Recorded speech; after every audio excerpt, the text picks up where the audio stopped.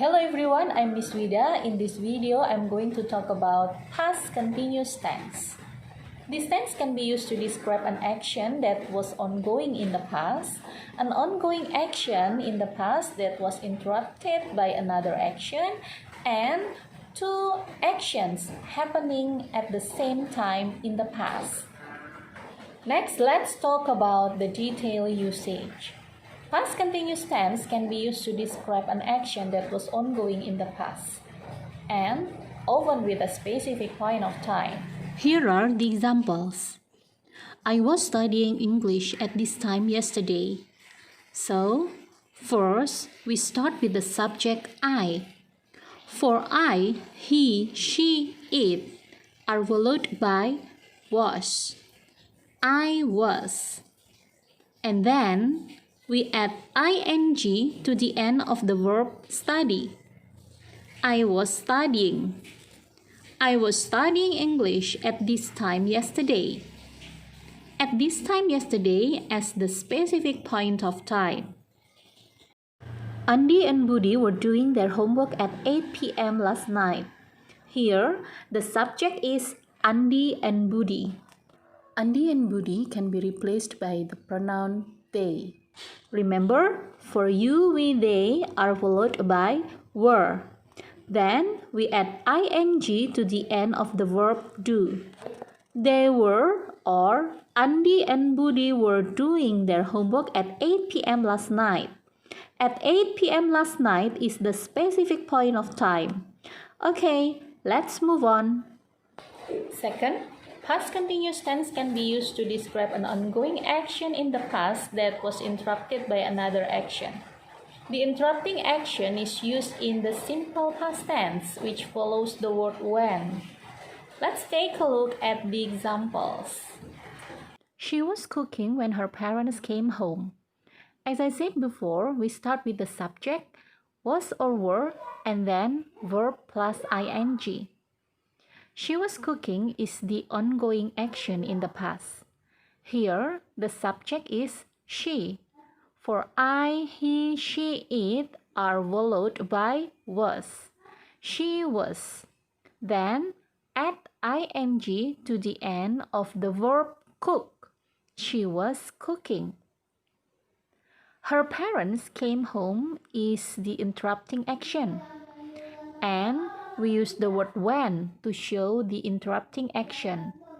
We use simple past tense for the interrupting action.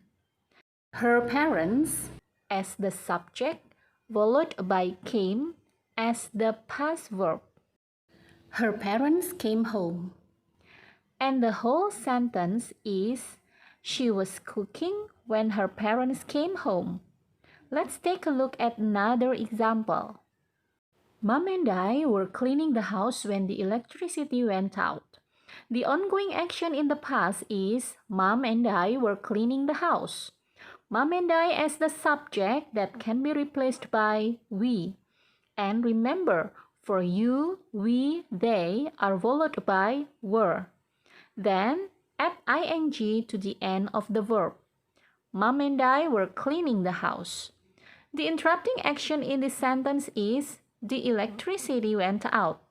Remember, we use simple past tense for the interrupting action that follows the word when.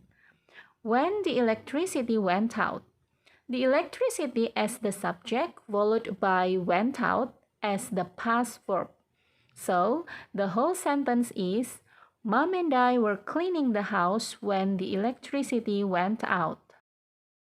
It's also important to know that we can also switch the order of the sentence around and say, when the electricity went out, Mom and I were cleaning the house. Let's move on. The third usage for the past continuous tense is to talk about two actions that were happening at the same time in the past. We use the past continuous tense for both actions with the word while. Let's take a look at some examples. She was watching me while I was playing basketball. Both actions here are in the past continuous tense. She was watching me and I was playing basketball.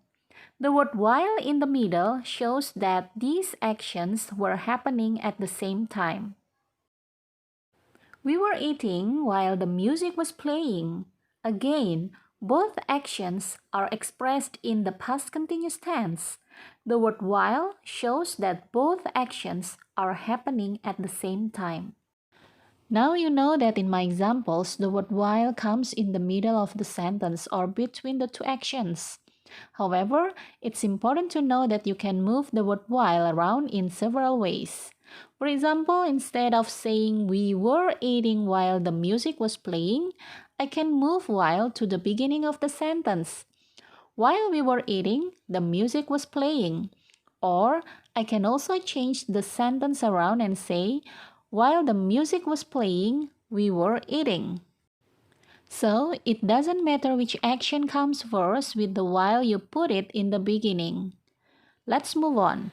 Now let's talk about the negative form of past continuous tense. Here are the examples. She was not reading last night. The children weren't talking while the game was playing. However, after was or were, we add not to show the negative form. We can use the contraction wasn't or weren't here. For I, he, she, it are followed by was not or wasn't, then verb ing. For you, we, they are followed by were not or weren't, then verb ing. Let's move on. Now let's talk about the interrogative form of past continuous tense. Here are the examples. It was raining this morning. In order to turn this into a question, it's quite easy. All we have to do is change the order of the first two words. Instead of it was, I now say was it to make it a question. Then the rest of the words can stay in the same place. Was it raining this morning? You can answer by saying, yes, it was, or no, it wasn't.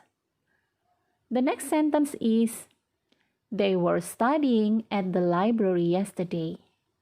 Again, switch the order of the first two words. Instead of they were, we say, were they? And again, the rest of the word can stay in the same place. Were they studying at the library yesterday?